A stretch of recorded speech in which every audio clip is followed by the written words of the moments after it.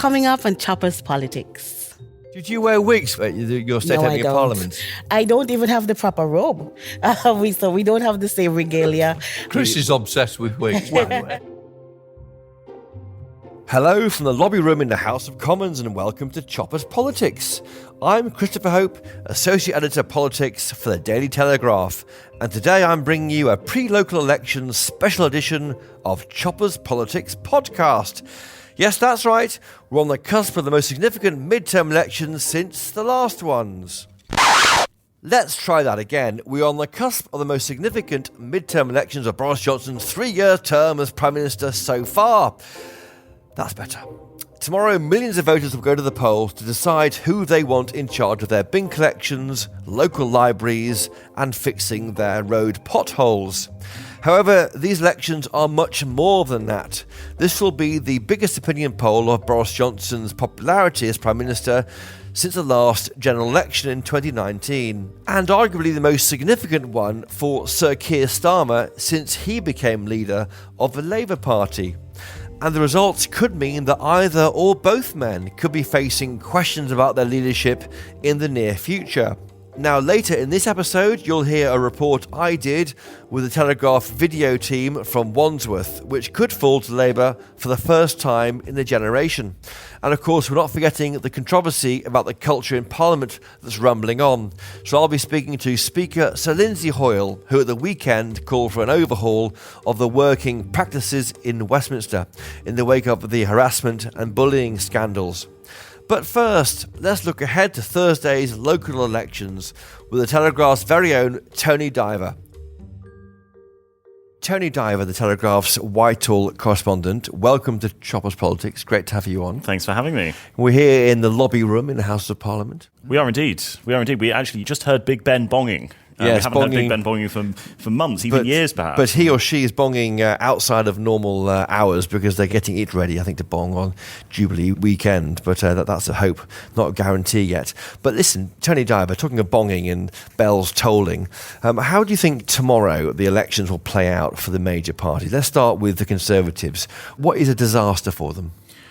Well, I think a disaster for them is if they lose hundreds and hundreds of seats. And some of the polling has been really bad so far. In fact, some polling that you've had on your podcast previously suggests they might lose as many as 800 seats. That was electoral calculus, Martin Baxter, and he'll be here on Friday to go over all results, listeners, so do tune in. But, I mean, his prediction is pretty dire for the Conservatives. I 800 seats. I think even if they were to lose 300, 400 seats, that would be really serious. Because the comparable period is, of course, 2018, 1 year after the disastrous Theresa May election, 2017. So there was a difficult time 4 years ago.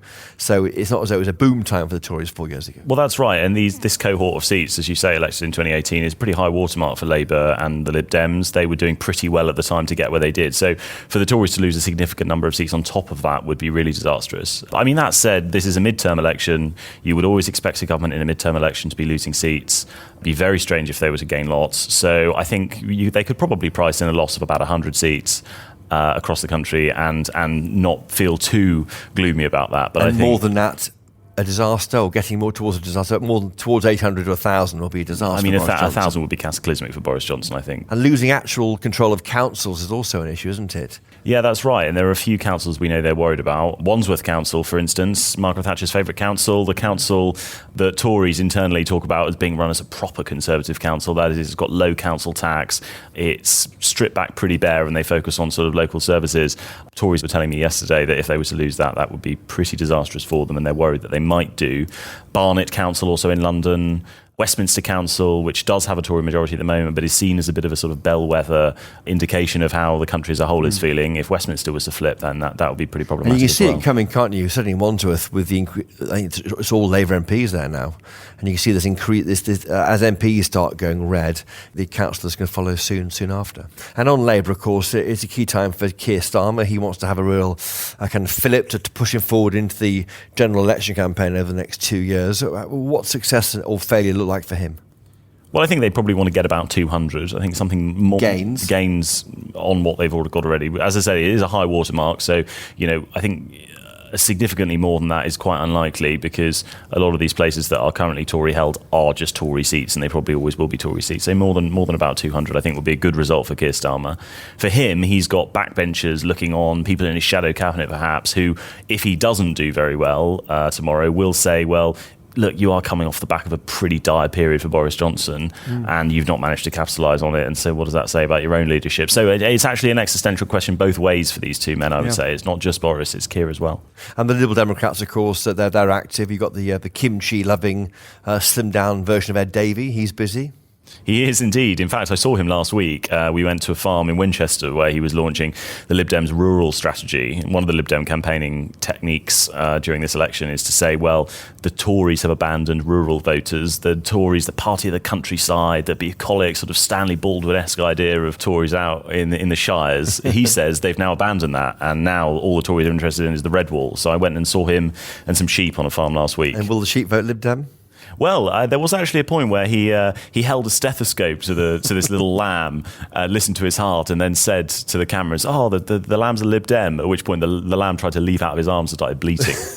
Of course, in Northern Ireland, there's some big elections there. We could see Sinn Féin become the majority party. That's right. I think actually Assembly. that's the story in Westminster that we're not talking enough about. I think actually these Stormont elections are really important. I mean, this is the future of power sharing in Northern Ireland could totally flip. We could see Sinn Féin in power. That would be pretty seismic. And we've got James Crisp, our Europe editor, is in Northern Ireland tomorrow, so he'll be giving us all the latest from there. And of course, watch out for next week. We'll have lots of Brexit bills in the Queen's speech, a Northern Ireland protocol bill of some sort, of Brexit freedoms bill, all sorts of ways to try and finish off getting Brexit done by the next election. Yeah, well, absolutely. I mean, it's Boris Johnson's legacy, isn't it? This is Boris Johnson was elected to do Which in could 2019. be harder if Sinn Féin the majority party in Stormont. Well, absolutely. And this we think there's going to be some sort of protocol bill. We don't know the details of it. We don't know how the government's going to try and resolve these issues on the border. But I mean, I think it'll be a lot harder with Sinn Féin in power.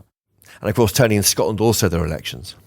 There are indeed. In fact, it's every council seat in Scotland. In England, it's about a third of seats overall, but in Scotland, it's every single one.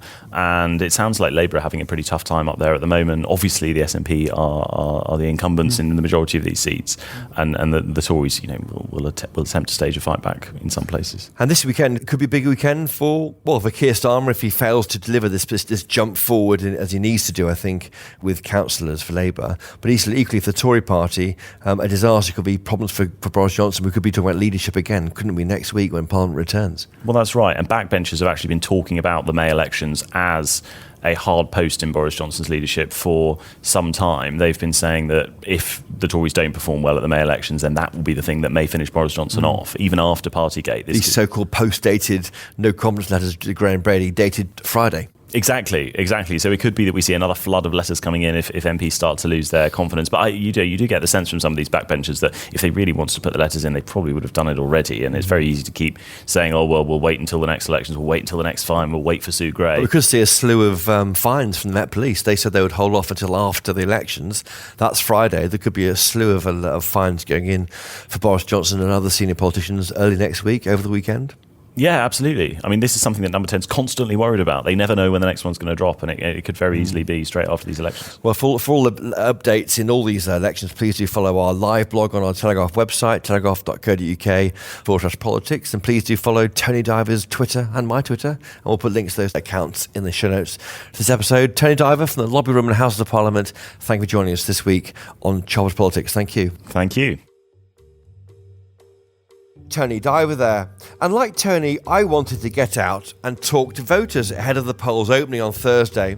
So last week, I took a trip to Wandsworth, a totemic Tory-held council in southwest London, said to be Margaret Thatcher's favourite. Here's how I got on. We're here in leafy Wandsworth, where the Tories are battling to hang on to this key Tory council at the local elections on the 5th of May. Wandsworth has been in Tory hands for 44 years, and has been a poster boy for Tory Thatcherite policies for most of that time. It boasts the lowest council tax in the country and was at the forefront of the Tory party's right to buy policy for council house tenants. Yet the Tories are at risk of losing that majority after slowly hemorrhaging support over the past 20 years. With Boris Johnson under immense pressure from Partygate to the cost of living crisis, is the Tory party about to lose a totemic Tory council at this year's local elections? Let's go and find out. To understand why the Conservatives have held on to Wandsworth for so long, I spoke to the leader of Wandsworth Council, Ravi Govindia. I asked him how the cost of living crisis has impacted upon the council's historic pledge to keep council tax low. We don't particularly want to charge people more money than we absolutely need. That's an absolute belief of this council. Now, there's no point running a good housekeeping budget on Wandsworth and then saying that when times are tough, we still want to not reward you for being with us. So we have been able to reward residents. And actually, that's because we can afford it. We can afford it because we have looked after the money very, very carefully. I'll give you an example. We do not have any debt. We do not have to spend any money servicing a debt. Next door in Lambeth, £12 million goes into servicing their debt. Now, that is the record of delivery, and that is the mark of our success. Malcolm Grimstone has been a councillor in Wandsworth since 1994, and in 2014 he left the Conservative group to sit as an independent. I caught up with Malcolm to discuss whether the Tories really could lose this council on the 5th of May. Malcolm Grimstone, we're here in leafy Wandsworth. It is leafy, look at the leaves. Why is this borough so important, do you think, for reading the runes in the local elections? It's important because it was Thatcher's favourite council, reputedly.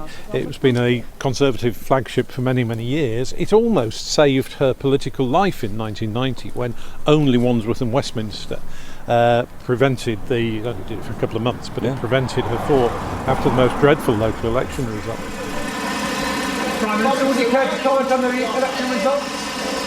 But do you think that this might be the time that Labour take it back? Because it is seen by some pollsters, electoral calculus being one, they are saying that this seat might go red for the first time in decades. Well, Labour actually won the popular vote 4 years ago, very narrowly, but they got more votes than the Conservatives. But the layout of the seats meant the Conservatives had a majority. We've had boundary changes right the way across the borough, which make that more difficult to call. Most people are saying that's more or less neutral. But Labour, I think, are in a better position nationally than they were in 2018. So if I was really pushed, I think now is a pretty good time for Labour, and they may just shade it. But it is going to be exceedingly close. To gauge the mood of locals ahead of the elections on Thursday, I went to Putney High Street and braved the rain. How did you vote last time in 2019 at the general election? I voted Conservative. Now, why aren't you sure? I'm going to guess. it's the same answer you usually get. It's the toss-up between, being very angry about Boris Johnson and generally preferring a local council run by Conservatives. Because they're doing quite well here. They're well respected, aren't they? The Wandsworth Council. No council tax. The services are actually quite good relative to other councils in London, which actually charge a lot more council tax. So, but at the same time, what Boris Johnson has done is unforgivable. Will anything get you back to voting Tory, or Yes, get rid of Boris. I think he's a complete and utter disgrace. I know it's a local election, but it's the only way we have to give a message. I was a lifetime civil servant. He's wrecking the whole system. are you a big fan of Boris Johnson? I'm always been fond of the Conservatives. Conservatives. Yes. Because Miss Thatcher gave me the opportunity to get on the property ladder, so I am So fan of them. you formerly owned a council house in Wandsworth, I didn't and you buy a bought council. I bought it in open. That's in the open market. And are you still a Conservative? What are you? Yes, I'm still Conservative.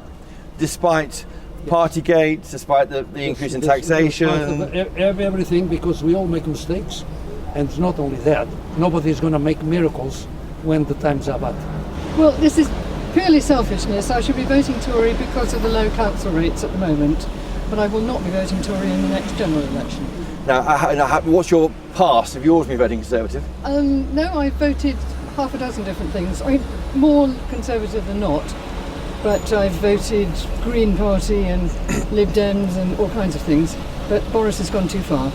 I'm not a Boris fan, but he's in an awkward position. He's got lots going on in every way that there is. So I don't know if we got anyone else who can do that. Is he doing enough to help you on the cost of living crisis and the Partygate scandal? No. Well, Partygate scandal, it's awful, but it's done.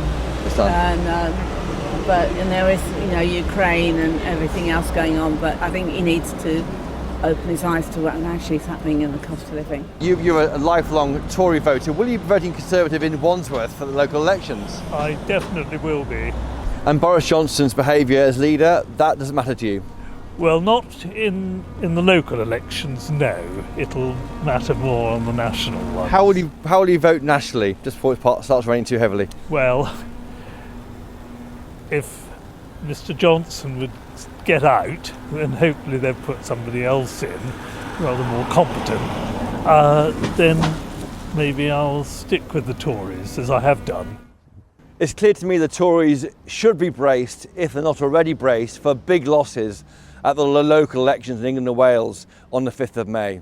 And Wandsworth could be a case in point. For Wandsworth Council, there's been a beacon of low-tax Tory Thatcherite policies. These tax increases brought in by Boris Johnson are really biting, and it hurts. But if the Tories cannot hold Wandsworth, it'll be a crippling blow to the Conservative Party, and a defeat which will be felt across the country. Right, do stay with us, listeners. Coming up, I'll be catching up with Speaker Sir Lindsay Hoyle about whether Westminster has a culture problem. Right after this.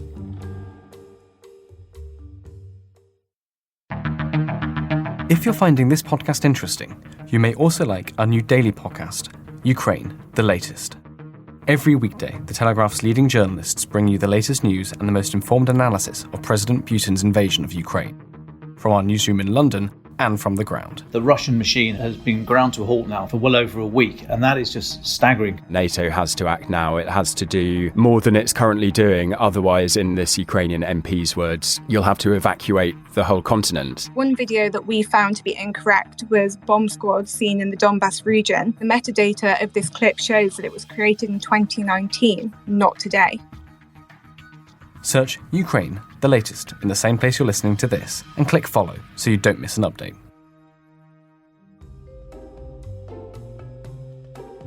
So, a few bad apples, or a culture in need of serious change? That's a question posed by my interview with Caroline Noakes, the Tory chairman of the Women's and Equalities Committee, last week on Choppers Politics. And at the weekend, Sir Lindsay Hoyle, the Commons Speaker, made headlines when he ordered a review of the culture and how women are treated in Westminster. Now, Sir Lindsay, in Parliament this week, while MP is away, has been hosting a speakers-led conference with the speakers from Parliament in the British Overseas Territories. So I headed up to the Speaker's office in the House of Parliament to meet with Speaker Sir Lindsay Hoyle and Madam Speaker Charlena White, who's the Speaker of the Montserrat Parliament. Welcome both to Choppers Politics podcast. Thank you for coming on. Thank you. Thank you. Mr. Speaker Lindsay Hoyle, to you first. Why are you hosting the British Overseas Territories Conference in Speaker's House this week? I think, first of all, it's important to me, recognising how important the Commonwealth is. But there's a relation in there. Part of our family, our immediate family, is the Overseas Territories. And I wanted to ensure that they got a voice. It was a voice about expressing their views, their opinions, what the problems are, what the issues are, bringing us together. Collectively being able to provide that platform in which the Overseas Territories can start at this conference. And we will build on it, an annual conference, the Speakers' Conference, making sure that their voice is heard and that we can speak to officials, we can speak to each other. And I thought this is a great opportunity. And we're better in the mother of all parliaments and the family coming together in Speaker's House. Madam Speaker Charlena White from the Montserrat Parliament, you rely on the UK for 2/3 of your funding, don't you? Yes, we do. Are there other things which are not happening, things you can't do on the island that are being delayed because of red tape in London? Definitely. Because we're still in granting aid, and that's the term that we use, we can't afford to do the things we can because we don't have the finances. And so, because of the volcano, here we are 27 years later and still no Parliament building. before the volcano, we had gotten ourselves out of granting aid. We had industries and businesses so that we could have maintained ourselves financially. A lot of those things had to leave the island and take homes elsewhere, and so it left us at a disadvantage. I mean, we have about 4,500 as a population, and so we have to depend on the UK. And a lot of the times, you know, you hear the terminology, well, how do we justify using British taxpayers' monies to do certain things? How do we explain it to the British population? And so we have to write and rewrite and come back and negotiate. Sometimes we get some of the things that we ask for, and other times it gets delayed. And on laws, you have a problem changing them. I think there was a problem with cannabis, for example. Yes, that is one of the most recent ones, with the decriminalization of marijuana that has been reaping around the world. And we've seen some of our neighboring islands, St. Vincent, Jamaica, they've gotten in on the industries. And so they're selling and shipping out, helping their countries financially. And we're thinking, okay, here is a market. Maybe this is an industry that we can get in. But because the UK had signed on to a UN declaration for classified drugs, it's impossible for us to move forward with something like that. It's holding you back. It really is. Since it doesn't seem fair, is it fueling any idea of republicanism, of maybe dropping the Queen as head of state? Not at this time. It's impossible for us to think about it at this time because we're in granting aid. We'd first have to get out of granting aid and start being able to maintain ourselves, and then think about being independent, and then think about becoming a republic. So several steps, and I don't think we're anywhere near that right now. So Lindsay, Hoyle, Montserrat is one of several different overseas territories here in Speaker's House this week, aren't there? There are others there, including the Cayman Islands, Bermuda and others. I mean, what kind of benefit can these parliaments get from learning from the mother of Parliament? I think it's about supporting each other, but it's also the platform to be able to voice what issues are and what the problems are. And I've got to just say, it's interesting, isn't it, that volcano back in Montserrat, I've still got families living in Chorley that was displaced. 27 years ago. 27 years ago. Lovely families. You know, I, of course, welcome them to Chorley. But wouldn't it be nice that they have the choice to go back when they're in a much better financial position to be able to do so? So that's just one of those little issues, one of those little problems that people are still displaced 27 years later. And of course, it is about other overseas territories as well, whether it's the representative of Gibraltar, the Falklands, which is 40th anniversary, which I'll be going down to the Falklands for that special anniversary. But it's also listening about St. Helena and the problems that they may have and the issues that they want to raise, and just joining up some of those things, that voice and the consequence. You know, wasn't it fantastic that we put in that new runway within St. Helena? But what a mistake not making it that little bit longer so that our military aircraft, instead of having to land in Africa or somewhere else because Ascension Island's out of use, if we'd have extended the runway, we'd have been connecting St. Helena to the UK, St. Helena to the Falklands, and we would have been able to build the tourism and support them. And they would have been financially better off. And that's part of the conversations that we need to be having. So there's lots to discuss. And it's also about getting independent advice as well. It was interesting. All of the conversation was based around, you know, when we spoke to each other saying, I'm very lucky. We've got Speaker's Council, so I can take independent advice than what the government's telling me. Because the Attorney General is more than willing to give me the government's advice, but I want that independent advice. Well, when we come to the overseas territories, they haven't got that ability. There's no advice for you? No. So it's the Attorney Generals that's giving the advice, or the Governor's office. That's a kind of colonial attitude, isn't it, towards you should be allowed to have your own legal advice. That's right. And it's a question that came up from some of the opposition members. They're saying, we're opposition members. The Attorney General doesn't work for us. We'd like to do something, but where do we get that legal support and advice? We don't have that advice or legal support in my office. What did the man from the Foreign Office say when you raised it with them, Charlena White? Well, he's just somebody who is there listening, and he's going to take back the messages to the ones who can make the difference, and hopefully they fall on soft ears and something gets done. And of course, quite rightly, Chris, I said, I've got Dr. Benja, the clerk of the House. I said, Dr. Benja, how can we help? Could we extend our Speaker's Council advice. Maybe we should be able to support the overseas territories. We have somebody who will collectively deliver on behalf of the overseas territories so that there is that independent advice. So I think things can come from this. I think the seed has been planted. Let's see how it grows. Now, this, of course, is a speakers-led conference on British overseas territories. And I should ask you, while you're with me, Lindsay Hoyle, you've ordered a speakers conference, haven't you, on the culture in Westminster. What do you think's going wrong, and how can a speakers conference stop men watching pornography on their phones? Look, first of all, I think it's quite right that I've called for a speakers conference. It's a long time since we've had one. I think the time is right. I think the biggest issue that people have said, it's about, accusations of the power dimensions between member and staff and member. And therefore, who is the independent arbiter of that? There is nobody. So if a staff have complaint against a member, they've got to go to the member. A member may have a problem with the staff. So it's this unusual working relationship that needs to be relooked at, reworked, in my opinion.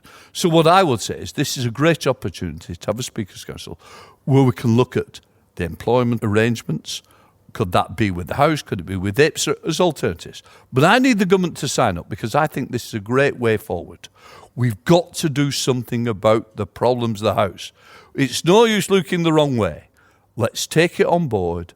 Let's try, and as I've always said, I want a nicer Parliament. I want a better Parliament. And I want to make Parliament more attractive for anybody to come forward to be a representative. And Boris Johnson won't sign up to this agreement so far? Nobody said that at all. What I've said, I've now floated the idea. Obviously, I will be speaking to the Prime Minister. I think it's a great idea. I have had informal chats with different parties. Have you got granddaughters, Lindsay Hoyle? Yes, a granddaughter. Would you advise your granddaughter to become an MP? I've got to say, my issue is that my daughter's considering standing this time. Right. For Parliament. And what I would say is, knowing my daughter, the grandchildren will have to work on the election. That could well put them off politics for life. But on the other hand, you're also an MP yourself, aren't you, of course? I am indeed.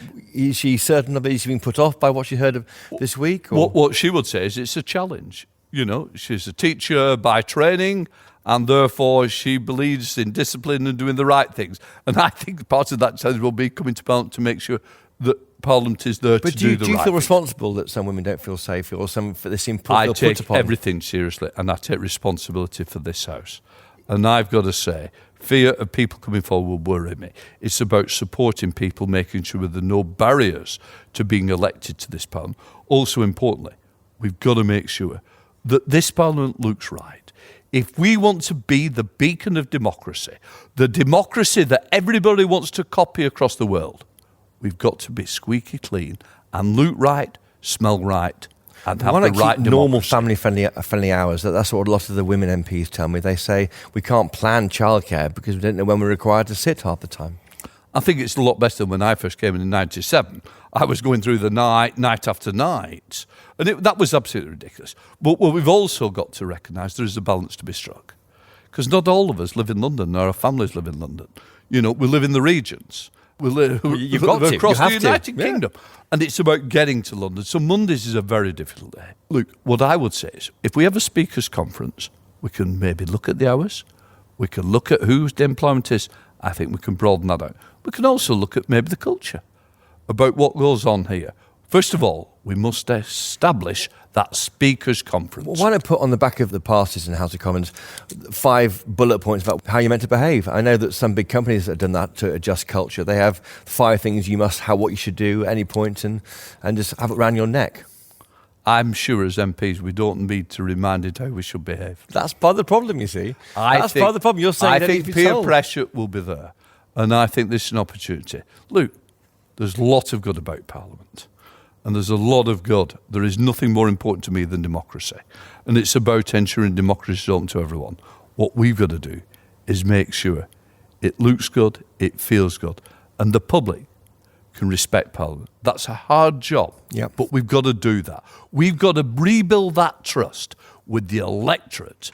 If we haven't got that trust, we've nothing for the future. Would you ban phones from the chamber? I think what I would say is I was never a great believer in handheld devices. So I think the problem is people then read questions. When I came in, you didn't read questions. That was the difference. So you banned them? Why not ban them? Well, look, it's not for me to say. It is for me to open that Say what you like. discussion It's just you and me and talking. for others to actually take that decision. Because in the end, I am the representative of the chamber. So it is for those who sit in the chamber to decide what they wish to You're the happen. shop steward for all MPs, aren't you? Absolutely. Should all bars stay open? But I always listen to the members. And the journalists. Should all bars stay open? Should the bar stay open? Look, in the end, let me say to you, I'm not a regular user of strangers, but I do recognise a lot of history there, that people do use it. We do have social Annie's bar in the old days. And in the day, don't forget, the fact if you close the bar here, you're 100 yards as you go out to the gate, you've got a pub. So all you do is move the problems and the issues, where actually I think you can do much better and make sure that you can support people who may have a problem. Did you regret summoning the Edge of the Mail Sunday for a chat? Summoning my words, not your word. No, but I didn't summon him. What I'm saying is I think it's good to speak. I speak to all journalists. I'd like to always speak to editors, political programmes. Because in the end, this is one big village. Yep. I've got to look after everybody in this village. Everybody matters to me.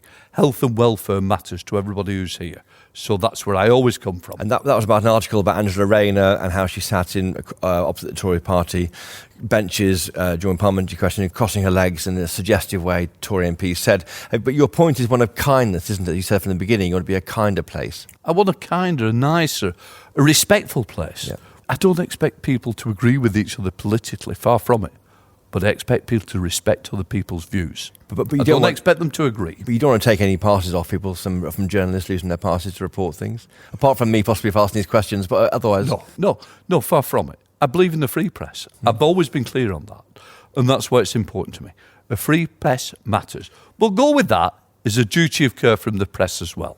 So it's about working together on the future of democracy. Madam Speaker White, do you have the same problems with any of your MPs looking at questionable images on their mobile phones? Or I haven't had any. You, I'm sure you'd be kick them out straight away, wouldn't you? But we do have the problem with phones, and I've been considering whether we need to tell them no phones. I think this guy wants to ban them, but he won't tell me. That's the thing. Did you wear wigs when your state opening in Parliament? We don't have the wigs in Montserrat. I don't even have the proper robe. I wear a plain black robe. So we don't have the same regalia. I mean, we can't afford the regalia, so we don't have that. And when you became Speaker... Chris is obsessed with wigs. When you became Speaker, did you say you do things? You live on your pledges, don't you, when you become Speaker? Yes. Or you would say, I would consider. Because Lindsay Hoyle here, when he became Speaker, he said he'd wear a full-bottomed wig. I said I would consider. Will you be wearing your full-bottomed wig next week at the State Opening Parliament, Lindsay Hoyle? I've not even got that far ahead. At the moment, I'm just trying to get through this conference. We look forward to watching. Well, thank you for joining us both on this week's Choppers Politics. Thanks for joining us, and safe journey home. Thank you very much. Thank you. Sorry. Sir Lindsay Hoyle and Charlena White there. We'll be back with another episode on the other side of the local elections on Friday. Myself and a collection of top Telegraph journalists will be reviewing the results and giving our reflections with esteemed pollster Martin Baxter from Electoral Calculus. It won't be one to miss. And of course, be sure to check out Dogs at Polling Stations on social media tomorrow. Always a fun element of any election day. And for more Chopper in your life, why not sign up to my Choppers Politics newsletter?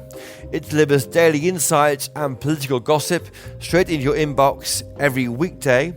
And the link to sign up to that is in the show notes of this episode. Thank you to my guests, the Telegraph's Tony Diver, the people of Wandsworth, and of course Sir Lindsay Hoyle and Charlena White. Thank you to my producers, Louisa Wells, Giles Gear, and Theodora Luludis. And of course, as ever, thank you to you for listening. And finally, if you can, please do buy a copy of the Daily Telegraph. You won't regret it. Until Friday, though, cheerio!